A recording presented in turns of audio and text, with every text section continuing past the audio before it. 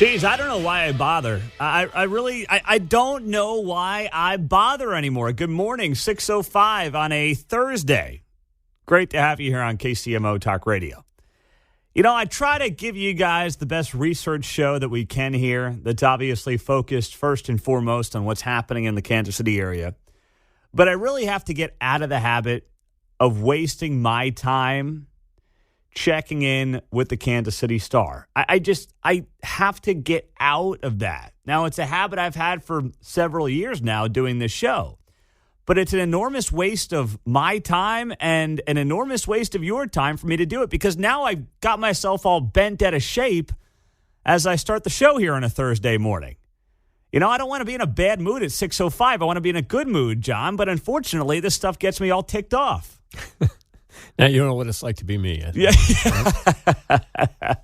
a little less. I have cut that stimuli out of my life. So, well, yeah. This is what Perhaps I have to look forward to. Oh, you know? Gosh, maybe I don't have any other choice at this point because it gets worse every single week. Oh, so I just stumble upon this opinion piece in the Kansas City Star. It was one of their headline stories here this morning. Headline by Mike Durrell, Kansas Reflector, which the Kansas City Star picked up. Kansas was the first state to oust the Ku Klux Klan, but their words still echo today. This is the opinion piece of the Kansas City Star.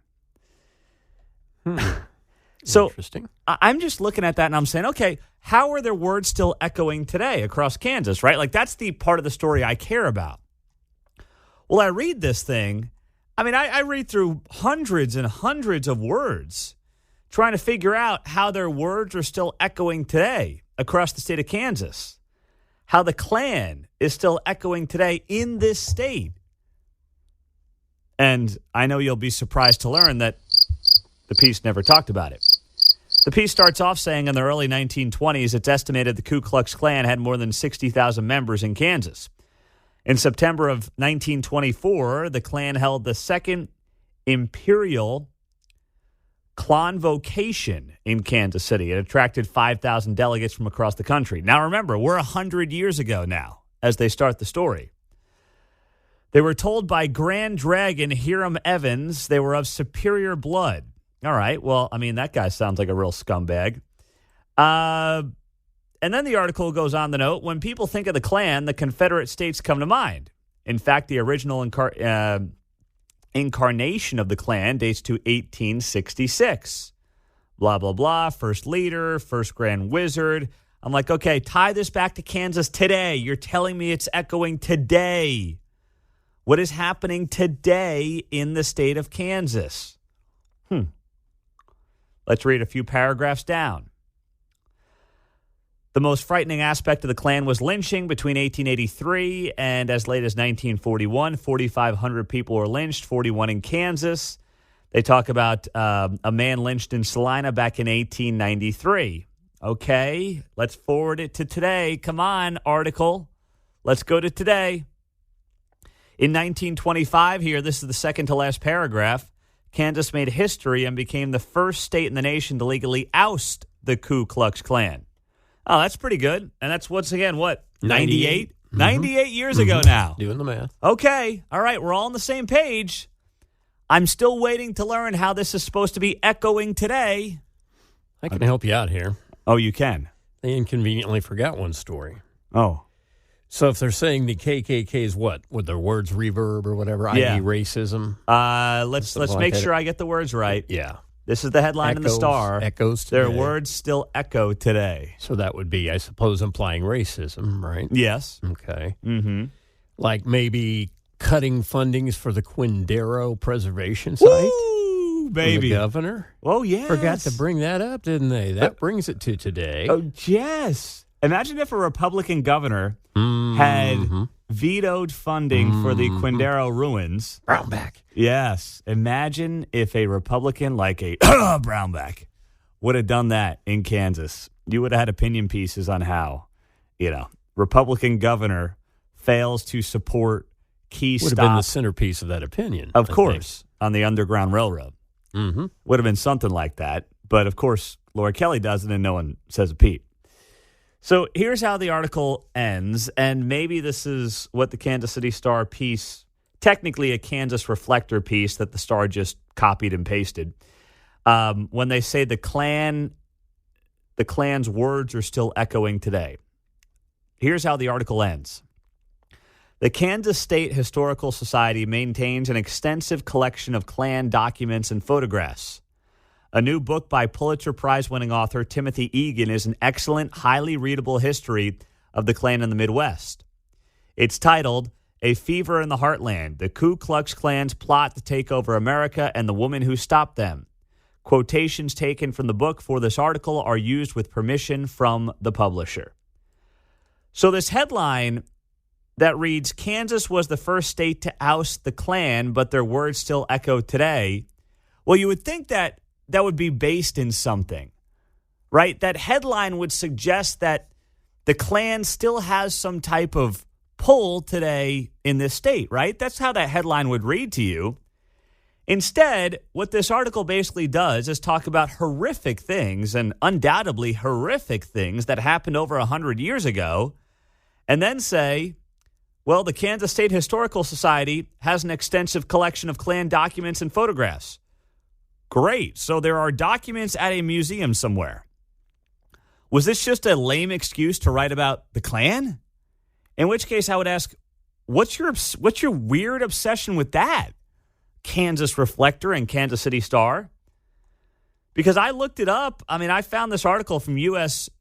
News and World Report from August of 2017, where I guess there's still a handful of, losers. And they're worse than that. I just can't say it on the air. But there's a handful of people who still consider themselves Klansmen in certain states in this country. And Kansas doesn't show up on the list. Literally doesn't have one of these groups on the entire list put together by U.S. News and World Report from 2017. So I just wonder, I mean, it's almost like, geez, we haven't written a story about how America was once racist, so we're due for one of those articles in the Kansas Reflector, which is a statewide digital outlet, and the Kansas City Star, which, of course, used to be a credible newspaper here in town. We haven't had one of those stories in a while, so by golly, we better get one up. You guys, it's like, they have their Monday meeting. When's the last time we wrote about the Klan around here? Well, it's been about, 5.5 weeks. Well, you better get on it there, boys and girls. Let's go. Come on, let's get it moving here. It's like in the contract, Hey, you've got an obligation in your contract to write about the Klan at least once a month at this paper. Well, at least twice between Memorial and Labor Day. Oh, that's a good point as well. You got to juice it up during the summer months, Oh, gosh. I don't know why I bother. I say it every time, and I do it because I try to get you guys the best information here in town. But then I end up the middleman. Just go to the Reflector. You're right. I could do that, but it ain't much better there. Oh, brother. Sheesh. Combat pay. Yeah, seriously. Hazard pay. Hazard pay is coming into the workday system here at Cumulus Media. 913-408-7710. Welcome in on a Thursday morning. So Mitch McConnell froze again. No, not he got nervous and didn't know what to say. He actually froze. Whew, boy. When is enough enough? And when are these politicians going to put an age restriction on themselves? We'll get to that coming up on KCMO Talk Radio. When are these old bastards going to call it quits already? Sheesh. Unbelievable. Good morning. Happy Thursday. Thanks for joining us on KCML. I'm not really in a bad mood, but I'm sick of local media pushing racism all the time. And I'm really sick, if you've listened to this show for any period of time, of geriatrics running our country. And we had another example of this yesterday when Senate Minority Leader Mitch McConnell literally froze as he was giving a press conference. Let's just cut right to the audio here. I mean, there's not a lot to listen to because the guy literally didn't say anything, but here's what it sounded like. What are my thoughts about what? Running for re-election in 2026. That's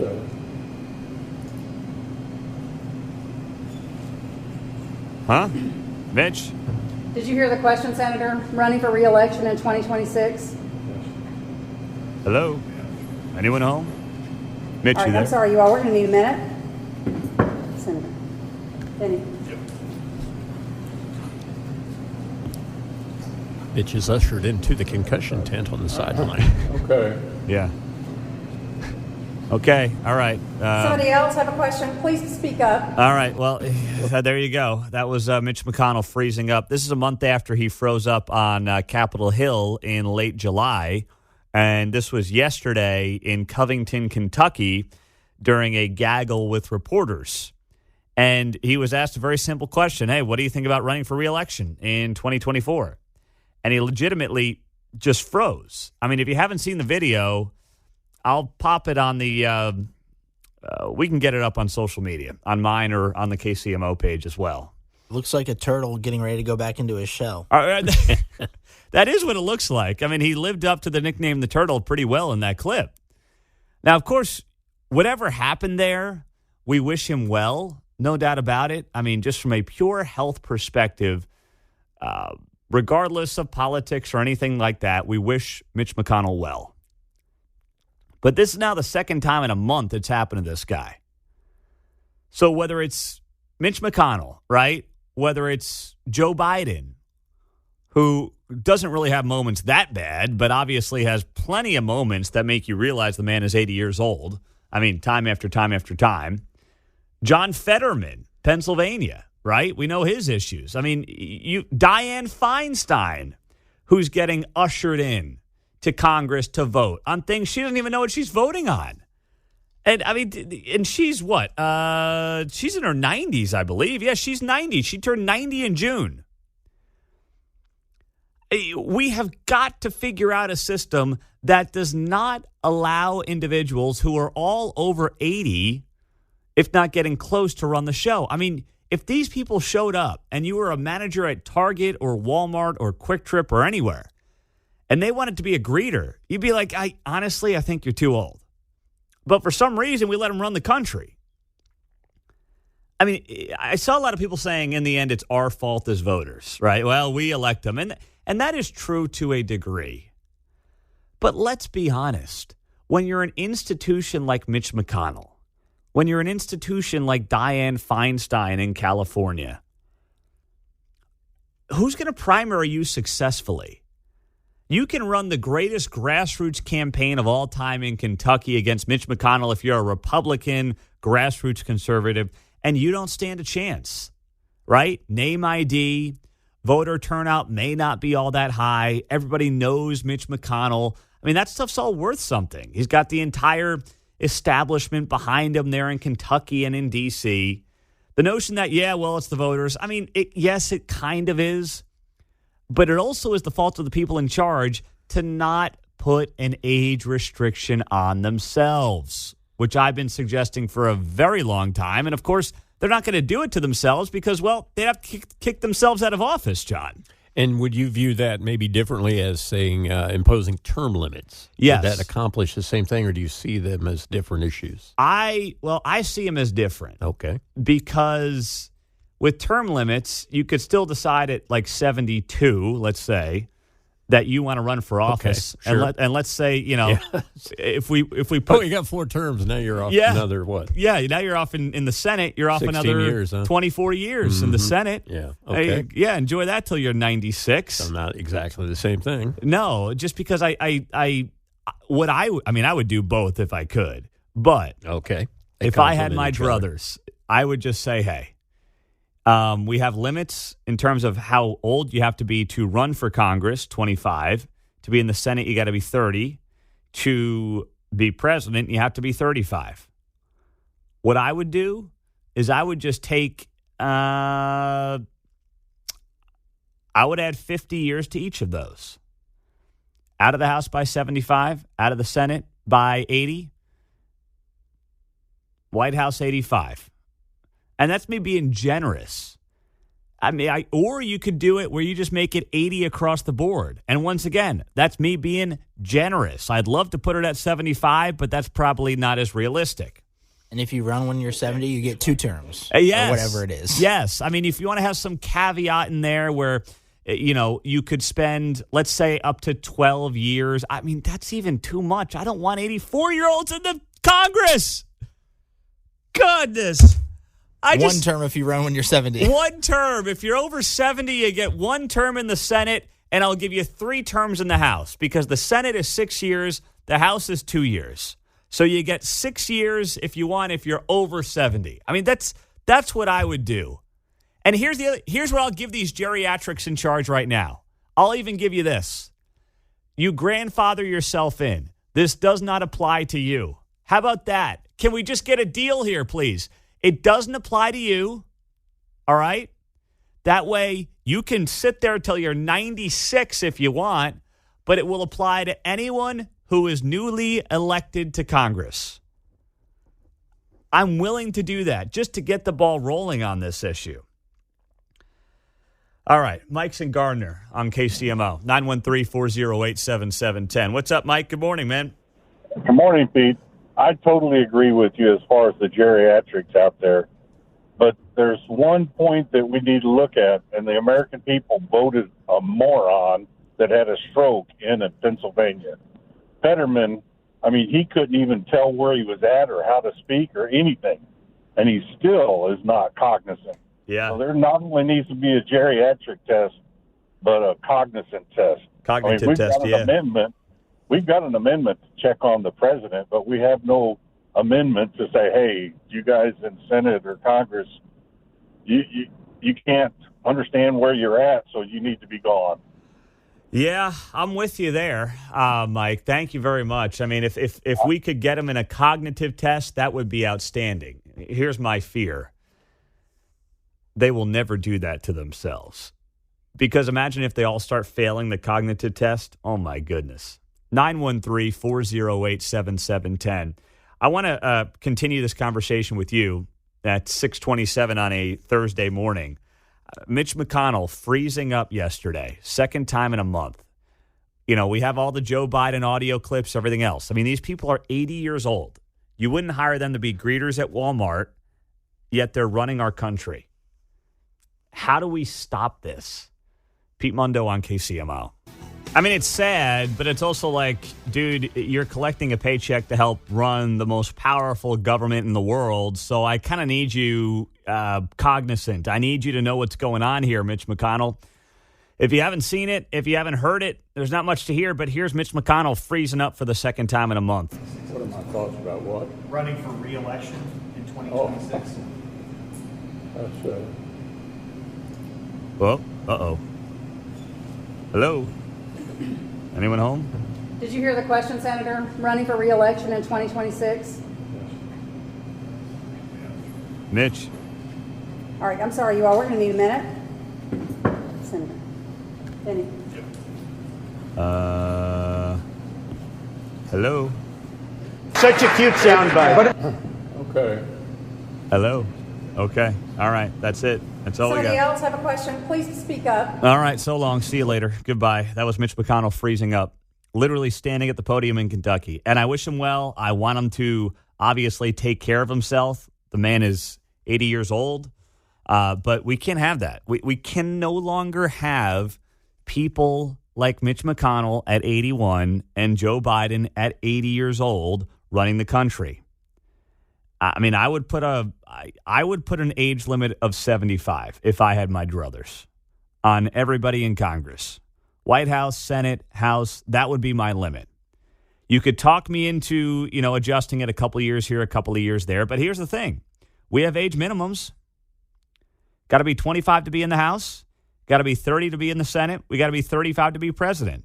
So you can age is just a number. There are some people at 80 who are sharp as a tack. There are, but you know what? Most aren't. And on the front end, you can say, well, hey, not every 25-year-old is the same. Some 25-year-olds are more mature than others. Well, guess what? I'm not in the maturity business. So all I can do is find round numbers that seem reasonable. And 75 seems more than reasonable for when you should get booted out of Congress. I mean, right now, pilots. Remember this. This was just a month ago or so. Lawmakers approved a bill called the Security, Growth, and Robust Leadership in America Aviation Act. That included a provision to raise the retirement age for pilots from 65 to 67 because of a pilot shortage. That passed in the House. So they raised the retirement age for pilots to 67. Meantime, the FAA requires their controllers, air traffic controllers, to retire at age 56. 5'6", you got to retire. We got people running the country who are, who could have kids who are 56. I mean, that's where we're at right now. It's unbelievable. 913-408-7710. Let's start with Mark. He's in Liberty. Hey, Mark, good morning. Good morning. Hey, listen, I totally get the concern about geriatrics running the country. To a certain degree, however, I think this is a bit of distraction because I would rather have an 80-year-old who understands responsible governance and logic than some 40 or 45-year-old who's a complete wackadoodle, and we have plenty of those. And to the point regarding Biden. Well, wait, why can't it be? Why you're kind of creating a false choice there? I mean, I agree. I'd rather. Get it. So my thought is, hey, have the 80-year-old find his protege or her protege who's 40. Precisely. But what I'm getting at is, when you look at Biden, for example, he's not running the show. He's not the one calling the shots. He's not setting the agenda. There are people who are much younger than him behind the scenes doing that. So you can't blame all the stupidity going on in this country on him, even though he's the front man. I get it. If they're 75 or 80 years old, there's going to be health problems. There's going to be cognition problems. But let's not assume that that's the entire cause of our issues with irresponsible governance.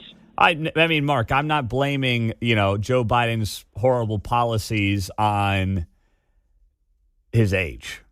I'm not. Right? I mean, if it was Gavin Newsom instead of Joe Biden, the policies would be just as terrible. It's not really the point here, though. Right? I'm not because I don't want to do the whole thing like pick and choose. Well, if my guy is 80, it's okay. Yeah. Right? Yeah. Whereas if your guy is 80, it's not. I'll just interject real quick. Biden has demonstrated physically that, not about his policies. No. He's actually fallen down. He's not there. Tripped over things. He doesn't know where he is half the time. So this is really not a policy conversation where you can say, well, if my guy's 80, it's okay. If your guy's 80, he's too old. No, that's why I'm saying put this across the board, pick an age that you like, and let's call it a day, and let's grandfather in members of Congress right now where it doesn't apply to them, because there's no other way they would ever pass a bill like this. They would never kick themselves out of Congress. So you'd have to allow them to grandfather themselves in, but have it apply to anybody else. And I got to imagine, our founding fathers would be rolling over in their graves at this idea that they've got a bunch of geriatrics running the country. Now, I know back then geriatric was like 50, but still, you get the point. Right? This is not what the job was intended to be. 913-408-7710. As we roll through the 6 o'clock hour on a Thursday on KCMO, Cress is checking in. Hey, Cress, good morning.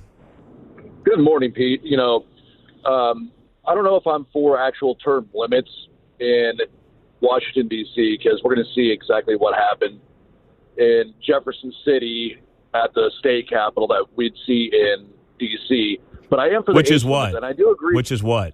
Lobbyists run the show down in Jefferson City, basically. Any policy that you want pushed, you want done, it has to go through lobbyists first. If you try to do it on your own, it is very, very hard to push any type of policy in Jefferson City on your own without lobbyist support.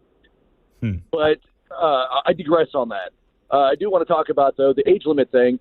Look, we have people like Dianne Feinstein you mentioned. We have Chuck Grassley from Iowa. These guys are so old. It is time for elder millennials or younger millennials to step up and run. We had one 4 years ago, Ryan Dirks, running for office. He was an amazing congressional candidate. It is time for these younger guys to step up and these older people to step down and put the reins of power somewhere else. But don't you think, Cress, the older generation at some point is going to have a reason to hand off the reins, so to speak? Because you know, as well as I do, that if the machine, if you've got a 20-year track record, you've got financial coffers that nobody's going to be able to top, and you're going to waltz your way back in office. No, you're absolutely correct. It comes down to the institutional knowledge, though, of Jefferson City or Topeka, Washington, D.C. Who holds that institutional knowledge? That's what it comes down to. Yeah, thank you, Chris. That's good stuff. I mean, I totally agree. And by the way, he's right about Jeff City. That's why I'm not a big term limits guy. I used to think term limits were good ideas, but then the more I heard from people in the know, so to speak, they were like, if you have term limits, then the politicians are worthless and the lobbyists run everything because they know how the game is played better than the politicians. But the age limit thing, I mean, he's talking about a guy, Ryan Dirks, who ran against Emanuel Cleaver back in 2020 as a Republican. And, sharp guy, would have been a great member of Congress. But, of course, you're going up against an institution. And that's unlikely to change anything. As a Republican going up against Emanuel Cleaver in his district, I mean, good luck. And we'd like to all think, hey, let's get some new blood in there. It sounds good, regardless of your political affiliation, but it never changes. Let's squeeze in Steve. He is in KCK. Steve, you're on KCMO. Good morning. It doesn't matter if you're voting for a Mitch McConnell or a John Fetterman. If you're voting for brain-dead candidates now, it's just tribalism at this point, Mm-hmm. This is the best. This is the best that we got. Like Gillette, this is the best we can do. Yes, it's the best a man can get, or whatever. Yeah, this is the best a man can get. My God, we get off the tribe and let's start voting for some people who aren't brain dead. Yeah. Here's the question, Steve, and you bring up a good point, right? Like everyone talks about John Fetterman, and everyone's like, "How did Pennsylvania put John Fetterman in there after he had a stroke?" Well, let me ask you, because this audience will lean Republican. Let's say the shoe was on the other foot, and a Republican candidate has a stroke, and the U.S. Senate is on the line. Are you going to go vote for a Democrat? Like, be honest. That's why when the Fetterman thing was going on, the Pennsylvania U.S. Senator who has that stroke and then literally can't string together sentences last year when he's running for U.S. Senate against Dr. Oz. And everybody's like, how could they send him to the U.S. Senate? All right, let's put the shoe on the other foot. Ask yourself deep down, the same thing happens to a Republican. The U.S. Senate, the power in the U.S. Senate is on the line. Are you really going to vote for the Democrat? I don't think most of you are. And that's okay, by the way, because that gets to Steve's point. The tribal nature of our politics excuses the bad behavior, the incompetency, and the ineptitude of our own. If we just had, half a dozen callers agree that we have too many old people running the country? Okay. So if that's the case, do we agree that Biden and Trump should be taken off the table? Theoretically, they're both over 75. Or do we say, no, not my guy? That's where we have to have that conversation with ourselves as well. 913-408-7710. 645 on a Thursday morning. Quentin Lucas is going to be here at 7:30. Angie Racono, KCTV 5 at 8. And our buddy Mike Thompson, Kansas State Senator, former Fox 4 meteorologist, of course, at 8:30 on KCMO. Now, speaking of Joe, he's in Florida, or he's not in Florida, but he's helping out Florida. Him and DeSantis are getting along, but the media's, they're giving Joe a lot of credit for not doing a lot. We'll get to that next. Stick to music, John Mellencamp. All right? Leave the political hot takes to the rest of us, please. Oh, my goodness. If you have not seen this, this is, I couldn't believe it. I saw the headline last night first in an article, and then I'm like, there's no way, John Mellencamp. Someone's pulling my chain here. Someone's messing with me. This headline is misleading. There's no way that John Mellencamp said that only 1 or 2% of black people today live better than slaves did. John John Mellencamp, I mean, nobody would be dumb enough to say something like that. I mean, Al Sharpton wouldn't say something like that. Show some RESPICT. And Al Sharpton makes a living on garbage like that, but Al wouldn't even say something like that, John. There was a great story back in the day in the World, I don't know, it was World Cup, but anyway, United States beats England 1-0, and that had to be a typo. Surely England won 10-1. You know? So Dewey defeats Truman, etc. No, this is not a typo. This is John Mellencamp, goes on with Bill Maher on his podcast. And, you know, Bill Maher is like a classic liberal. But Bill Maher is a man of common sense. So Bill Maher, like, if I were to sit in a room with Bill Maher, we probably wouldn't agree on, I don't know, 70% of issues. But the 30% we'd be on the complete same page on, because Bill Maher has, like, become a common sense dude. So they're having this conversation, and then John Mellencamp, in a tense exchange, claims that only 1 or 2% of black people living in America today have better lives than the slaves. Yeah. And what he's talking about is a song that John Mellencamp wrote that's called From the Cotton Field to the Playing Fields. And he never recorded it because he said he believed it was wrong. The song's message was an attempt to show how white people love to have black entertainers and often exploit them, according to John Mellencamp. Now, hold on. Exploit? Wait, you mean pay millions of dollars to, whether it's musical artists or athletes, exploiting them? I mean, did Colin Kaepernick write this song? What? Is somebody forcing people to become a professional athlete and make oftentimes tens of millions of dollars a year, or am I just making all this up? Anyway, here was John Mellencamp talking about that song that he wrote, he did not release, and take a listen to the back and forth between John Mellencamp and Bill Maher. I would say that us white people love to have black people entertain us. I would say that the playing fields are a lot better than the cotton fields. That's what I would say about that. Maybe I'm crazy, John, but it seems like making no money as a slave picking cotton was not as good as playing left field for the Yankees. I mean, I'm sure there were reasons why. Dave Winfield has some beefs against Steinbrenner. I'm sure. No doubt, there is 1 or 2% of black people in America who have a better life. Oh, stop! That's what you think? 1 or 2%? Okay, let's say 10%. I'm just pulling a number out of my ass. It is that. And then Mark goes on to say, that's exactly where it's out of, by the way. You know, here's the irony. The people that claim they're the ones fighting racism are always the ones who see the most race in every situation. Take the Chiefs, for example. Have you ever cared for a second about Patrick Mahomes being half black? Do you say, gosh, not only is Mahomes the best quarterback in the NFL, thank goodness we have him here in Kansas City, but I'm really grateful that he's half black as well. Sheesh, that really just adds to it for me. No, you just care that you have the best quarterback in the league. And if he was all white or all black, you wouldn't care. I mean, you shouldn't care.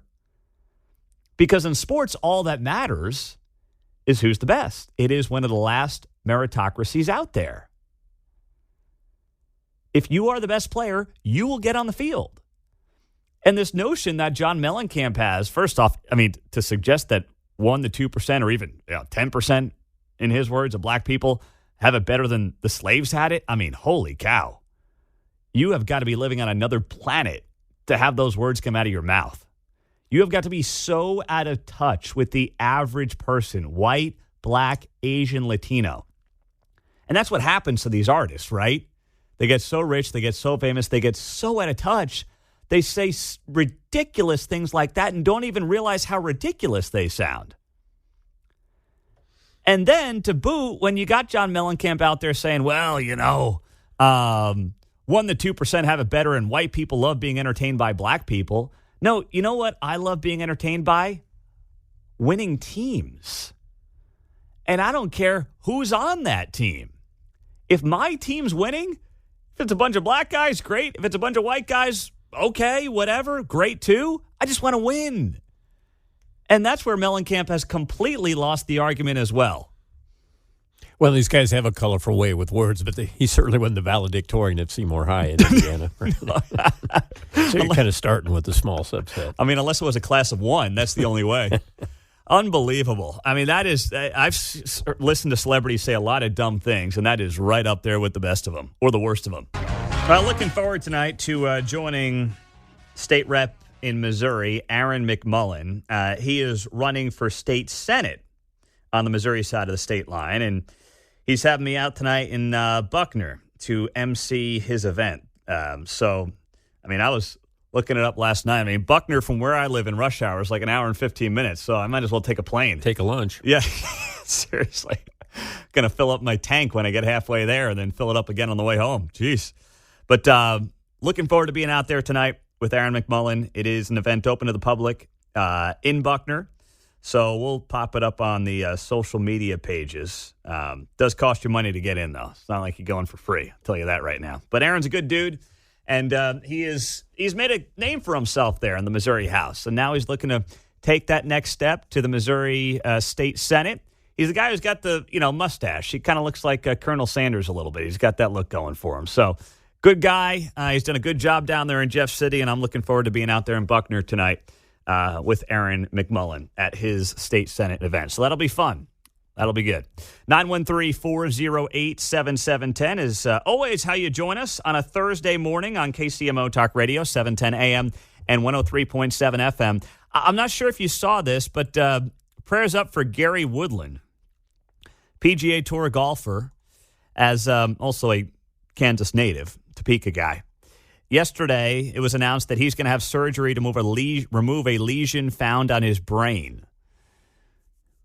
Four-time winner on the PGA Tour. He announced on social media he was diagnosed with that lesion a few months ago, and he's been trying to treat the symptoms with medication, but adding in a statement after consulting with multiple specialists and discussing with my family, we've made the decision that surgery to remove the lesion is the best course of action. I'm in good spirits with my family and my team by my side, and so thankful for the love and support of everyone. He won the U.S. Open at Pebble in 2019, beating Brooks Koepka. That was kind of his claim to fame, I guess you would say. But, good guy, local guy, and pulling for him. Now, I saw that article on Fox 4 yesterday, and I can't believe this because I don't have DirecTV or Uverse. But every time you go to the Fox 4 website, there's this screaming headline at the top. Big red box. Big red box. I mean, danger. Every time I see it, I think the world's ending or something happened. And the headline is NCAA and NFL football are back on WDAF, Fox 4, but not if you're a DirecTV Uverse subscriber.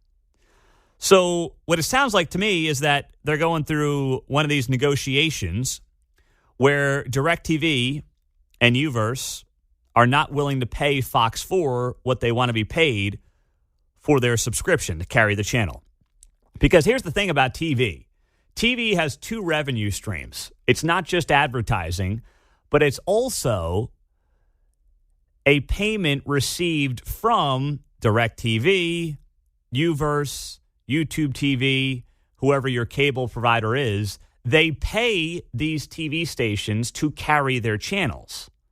So they've got dual revenue streams.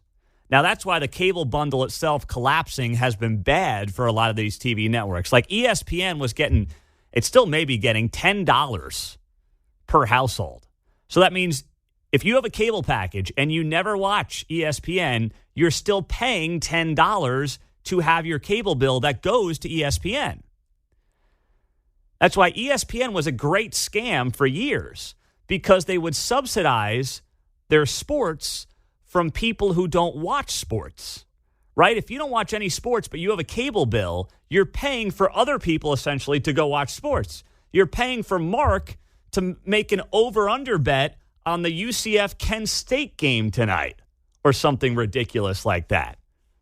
Yeah, I could do that. I mean, 38 points is a lot, though. The fact that he knows it is very telling, by the way.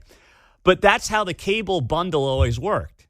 And the cable bundle collapsing has been very bad for a lot of these companies because suddenly they're not getting that check that they relied on for so many years from people that never watch their TV station. Like if you have a cable bundle and you never watch Bravo, well, guess what? Bravo's making money off of you not watching Bravo. That's how the cable bundle was built. And now that the cable bundle is collapsing, these TV channels and the companies that run them, obviously, are trying to figure out how to get some of that money back.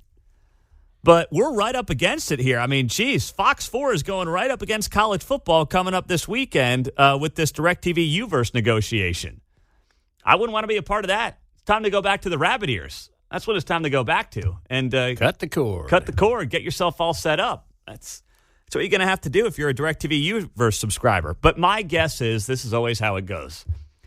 It's going to be like 10:58 a.m. on Saturday, 2 minutes away from college football kicking off. And Fox 4 is going to have this big old social media rollout where it's like, we have come to an agreement.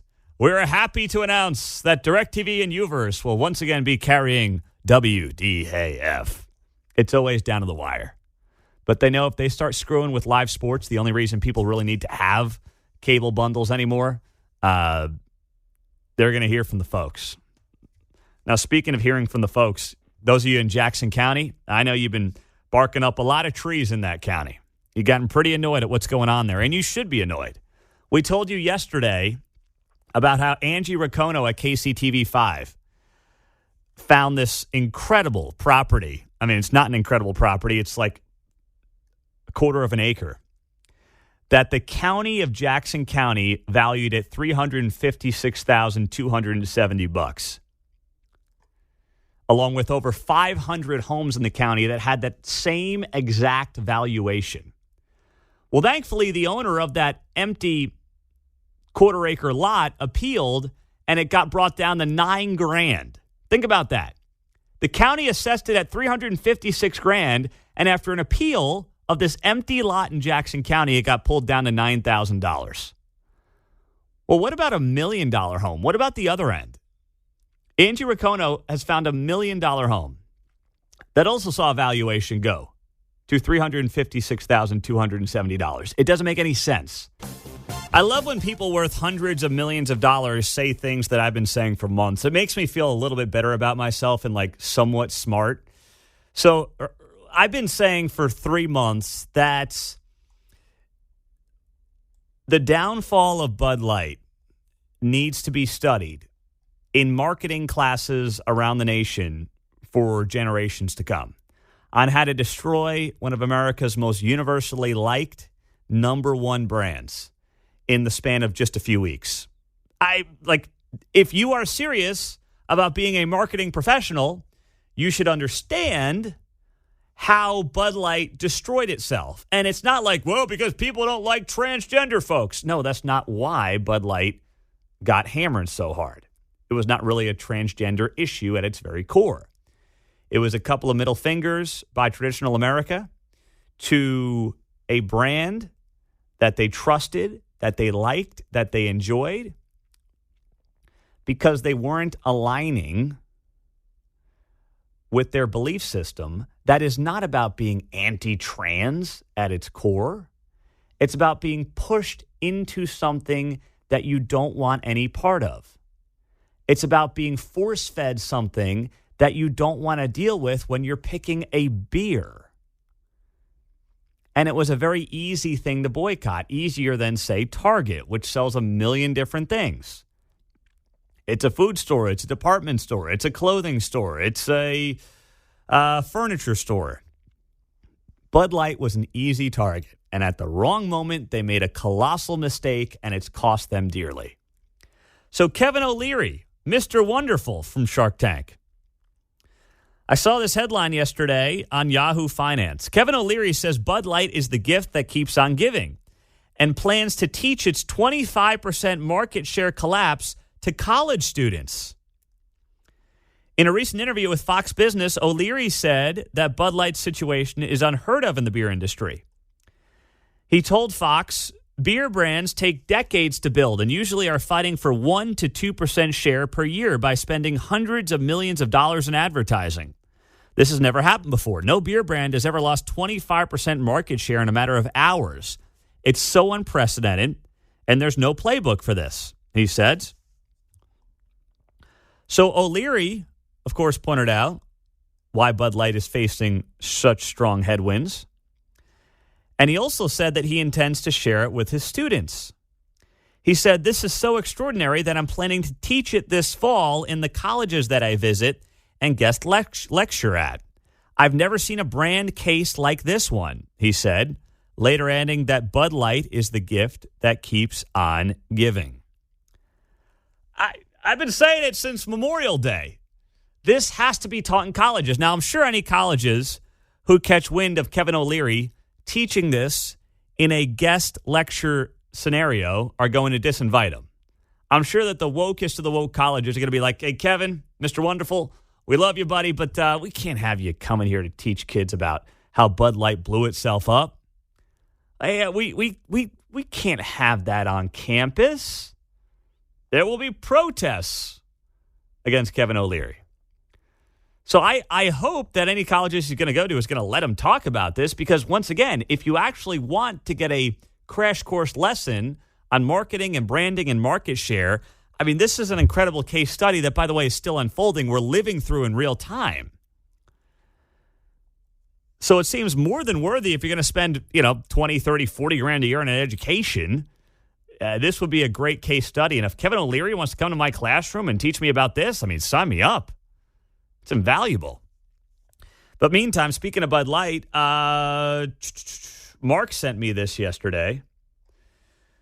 So Mark is catching me up to speed on the fact that with the college football season starting this weekend, Bud Light, we know that they're doing the branded NFL cans because they have the NFL contract. You probably have seen the Chiefs cans. They're desperately trying to get you to buy in your local Hy-Vees and Price Choppers.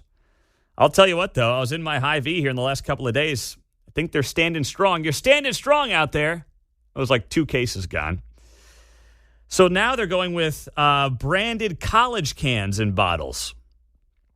So Mark sends me this, and I'm looking at a KU Bud Light can. They got the Jayhawk on one side. They got the Jayhawk helmet on the other side. I'm seeing an Iowa State one, Kentucky. I mean, they just gave some examples here, but I imagine they're all going to do it. I saw Mizzou on there. Oh, did you see Mizzou on? Oh, yep. There's the Mizzou one looks pretty cool. It's a black bottle. It's not like the usual blue bottle. Oh, I see the Sooners. They got a red bottle for the Sooners. Listen, Texas has a burnt orange bottle. Listen, I'm not going to lie. They look cool. All right? But life is all about resisting temptations. It's all about standing firm on your values and your morals. And now is not the time to get weak-kneed and see that Jayhawk or Mizzou Bud Light bottle and say, "I got to do it." No, don't. Call me, email me. I'll be here as your lifeline. I'll be here to walk you through this together to make sure that you don't make that mistake. If you're standing there in Hy-Vee or Price Chopper or wherever, and you're looking at that case of Bud Light with the Mizzou logo on it, and you're like saying to yourself, "Don't do it." You got the devil on one shoulder, you got your angel on the other shoulder, and you're on the fence, just send me an email, pete.mundo@cumulus.com. I'll talk you out of it. I might even give you a call if you leave me a phone number in your email. That's right. You need it just donated to the Alumni Association. Right? Yes. They'll be calling anyway. Yes. Do that. Do something. Just don't do it. Don't get weak-kneed on me now, because football season's here, and you think the cans look pretty. They need to get Pepsi or Coke, whoever's involved, so that they can have a counter to this. Yeah, just like I did with my Chiefs one.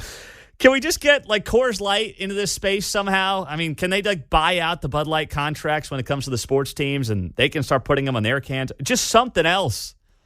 Because I'm not going to lie, the cans look pretty sweet. Bud Light's trying to dig its way out of this hole. I don't think it's going to work. They might get a little bit of market share back, but I don't think it's going to work. I think that you're going to stand strong, and I hope that you do. 913-408-7710. But leave it to Kevin O'Leary of Shark Tank to say what I've been saying for the better part of 3 months. So it made me feel a little bit better about myself that Kevin O'Leary is on the same page about teaching this in colleges across town. I mean, it's amazing. Mitch McConnell is not one of the 10 oldest people in Congress. Can you believe that? And this comes after another scary moment for him yesterday. If you missed it, the Senate Minority Leader froze at the podium in Covington, Kentucky during a press conference when this happened. What are my thoughts about what? Running for re-election in 2026. That's Mitch? Hello? Did you hear the question, Senator? Running for re-election in 2026? Mitch? Mitch? All right, I'm sorry, you all. We're going to need a minute. Senator. Oh, my goodness. Okay. All right. That's not good. Jeez. Okay. Well, there's Mitch McConnell, 81 years old. Somebody else have a question? Please speak up. He just froze. 30 seconds. I mean, you heard him say there, hey, what'd you say? And then literally he's just staring. The lady tried to blame it on the press, too. Like, hey, you need to speak up so you can hear you. Yeah. Well, I mean, that's a tough spot, but you're right. As if somehow it was the media's fault. No, he literally just froze up. It looks like somebody's got a voodoo doll because he just does that 1,000-yard stare on top of it. Yeah. You don't seem to have any indication it's coming. It seems odd, right? Very much so. You're kind of like, what? Yeah, what? Say that, okay. And then it's like he goes, 4 more years. Jeez. He's sitting there in his head going, it's just more pension there'd be 2 houses. Mitch, there's a couple cars in there. Mitch, wake up. I mean, it makes Biden look like he's with it. But here's the amazing part. Mitch McConnell's 81 years old. And of all the people in Congress, he's not one of the top 10 oldest. Think about that. Now, this is combining the House and the Senate. So here's a list of the 20 oldest members of Congress and their dates of birth. The oldest is Dianne Feinstein, June 22nd of 1933. You got Chuck Grassley up in Iowa, Senator, September 17th of 33. So he'll be celebrating the big 9-0 coming up in just 3 weeks. By the way, my grandma turns 90 today. So how about a round of applause for her? Right. We're thinking about having her run for office next year. Up for mayor in the local burb. Yeah. She's just hitting her stride, so I figure she's about primed to get a job in Congress or something. I mean, and God bless her. She's 90 today. And I'm thinking about this, saying to myself, she's pretty darn well with it. I mean, she really hasn't missed too much. You can tell, though, she's getting there. You're 90, you're getting there, right? To think that she could be walking the halls of Congress right now is insane to me. Whether it's your parents, your grandparent, in my case, think about them just like strolling through the halls of Congress. Hey, I'm here for work. No, you're right. Congress. Hey, kid. Yeah. There's a new kid. Yeah. There's one of those freshmen coming through the halls, you know? Like, that's the world that we live in. Think about what these people have seen during their lives. I mean, FDR, president, living through the Great Depression. And they're in 2023 walking through the halls of Congress like in a suit and tie as if they're just there for a day of work. Yet there's no other, not no other, but there's very few jobs in America that you would hire these people to do in the private sector. But for some reason, when it comes to Congress, we sit here and we say, oh, we got a couple 90-year-olds. Oh, boy, our leading presidential candidates are a combined 160 between Biden and Trump. Yeah, nothing to see here. It's just America, I guess, in 2023, run by the geriatric class. So the other oldest folks, we got Feinstein, Grassley, Grace Napolitano, Democrat House member from California, born in 1936. Bill Pascrell, Democrat from New Jersey, born in 37. Eleanor Norton, D.C. Dem, born in 37. Harold Rogers, out of Kentucky, born in 37. Maxine Waters, old Maxine. We used to have that Maxine Waters drop, but then we got rid of it because she was so annoying. She was born on August 15th of 1938, Auntie Maxine. 85 she just turned. Steny Hoyer, Maryland. I didn't realize Steny Hoyer was that old. He was born June 14th of 39. Guy looks good for 84. Nancy Pelosi, born March 26th of 1940. Now we're getting into Rolling Stones territory. James Clyburn, South Carolina Democrat, born in July of 40. See, we're not even to Mitch McConnell yet, right? September 6th of 41, Danny Davis, Illinois. September 8th of 41, Bernie Sanders. There he is, Big Bernie. Hey, Bernie. Bernie, bro. November 6th of 41, John Carter out of Texas. And then there's Mitch McConnell at 14. He's only the 14th oldest guy, born February 20th of 1942. You have people born in 1942 in the halls of Congress who are not even one of the top 10 oldest members in Congress today. Think about that. Put that into perspective. Let me just Google this real quick. How much was bread in 1933? Bread was 5 cents. I'm looking at this on Google right now. Bread cost 5 cents when the oldest members of Congress were born. Yet here we are, letting these people run the country. Nothing to see here. Now, I know some of you on the older end of the spectrum might say, hey, age is just a number, and it is. But here's the thing. At some point, you got to limit it when it comes to Congress. We have minimums on the age in Congress. You got to be 25 to be in the House. You have to be 30 to be in the Senate. You have to be 35 to be president. As far as I'm concerned, I want to drop dead at 75. No pun intended. 75 is the limit. That's all I've got. Yeah, it's about playing the odds from the age. Yes, we know, right? Everybody's got a grandpa that's 90, reads the paper every day. Yeah. Walks to town.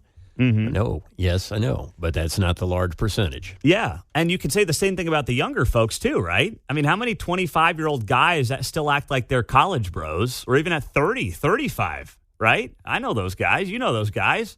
Still slam beers every weekend, don't care about much, barely working. Well, some people at 30 are much more mature than others at 30.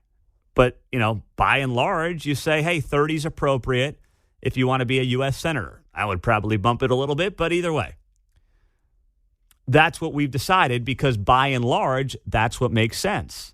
So why don't we do the same thing on the older end of the spectrum? 75 seems appropriate. Term limits, I wouldn't do that. But you know what else I would do? I would grandfather the current members of Congress in. That way, they're not kicking themselves out of office at 75. Because, heck, it seems like if we shut the thing down at 75, half the Congress is going to be empty these days. We could bring it to my age, which is just, I was born in 60. It's like if there were 48 stars on the flag when you were born, you're disqualified. That's 59 there, so. That works. Does that work?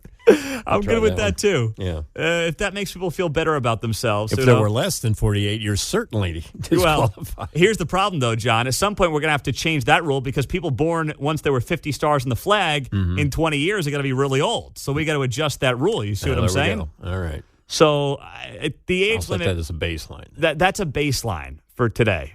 And then we find other moments in time, like, if you're born before such and such song came out, let's say, find famous songs every 5 years and say, if you're born after this song came out or before this song came out, you're now disqualified from running for Congress. If you know the words. Yeah. One day it'll be the bicentennial. Yes, we'll get there eventually.